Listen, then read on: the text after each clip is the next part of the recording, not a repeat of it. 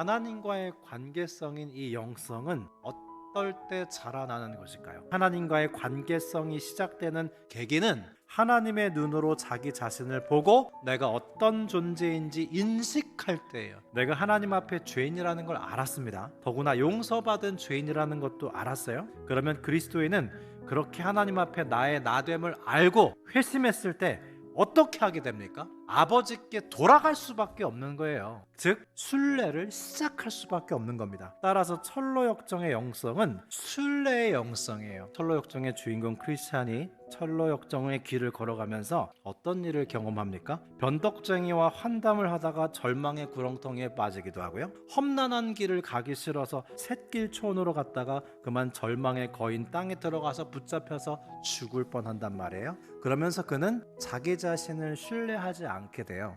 그리고 하나님께 순종하고 싶은 열망을 갖게 됩니다. 우리의 영혼이 정화돼 가면서 성장하기 때문에 철로역정의 영성은 성화의 영성이에요. 하나님께 속한 진리에 대해 더 큰 갈망을 가졌을 때 이런 자잘한 갈망을 이길 수 있는 것입니다. 그래서 철로역정의 도상에서 성화의 영성을 살아갈 수 있는 거예요. 우리가 철로역정의 순례길 위에서 하나님과 관계 맺을 때 곳곳에서 귀한 깨달음을 얻곤 하는데요. 조명의 은총은 고난과 관련이 깊어요. 슬픔을 모르면 웃음을 알 수 없어요. 밤의 어둠을 알아야 여명의 감동을 알 수 있습니다. 그래서 크리스찬의 동행자요 친구인 소망이 크리스찬에게 다음과 같이 말합니다. 크리스찬, 자네가 이 험한 세파 속에서 겪는 곤경과 고통은 결코 하나님이 자네를 버렸다는 표지가 아닐세. 오히려 자네가 고통 속에서도 하나님의 선하심을 기억하고 하나님을 의지하는지 시험하기 위해서라네. 여보게,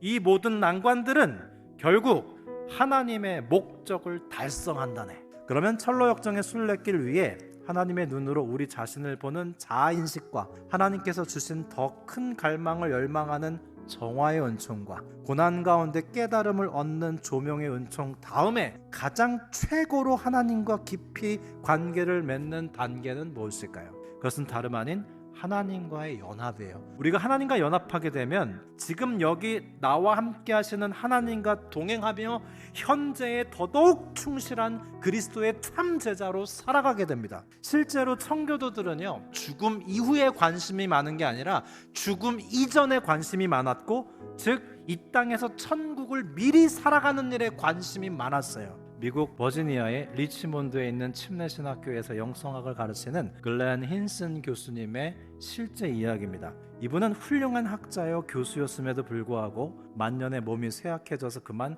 청각을 잃었어요. 그리고 더불어 목소리도 잃고 말았습니다. 그는 마치 홍수가 밀려와서 자신을 덮는 것과 같은 느낌을 받으며 하나님께 하나님 왜 저입니까? 라고 물었지만 그의 귓가에는 항상 익숙한 주님의 음성만이 들려왔습니다. 네 은혜가 내게 족하다. 결국 그는 철로역정이라는 책을 논평하면서 다음과 같이 고백했어요. 우리는 물을 두려워하고 어떻게 수영을 해야 하는지 모르는 사람처럼 두려워하며 스스로 지칠 때까지 우리의 팔을 마구 움직인다. 그리고 나서 우리는 결국 익사한다. 존 버년이 철로역정에서 발견한 것은 우리가 사랑의 바다 안에 산다는 것이다. 우리가 물속 아래로 가라앉으면 가라앉을수록 발견하는 것은 우리를 떠오르도록 하는 하나님의 은혜의 부력이다 라고 했습니다. 하나님의 은혜는 언제나 충분하다. 때때로 우리는 철로역정의 여정 중에 깊은 바다에 가라앉아 익사할 것만 같은 때가 있지만 우리가 가라앉으려고 할수록 우리를 떠오르도록 하시는 하나님의 은혜의 부력을 만날 뿐입니다. 오늘도 우리를 붙드시고 우리의 철로역정의 여정을 인도하고 계시는 하나님을 신뢰하십시다.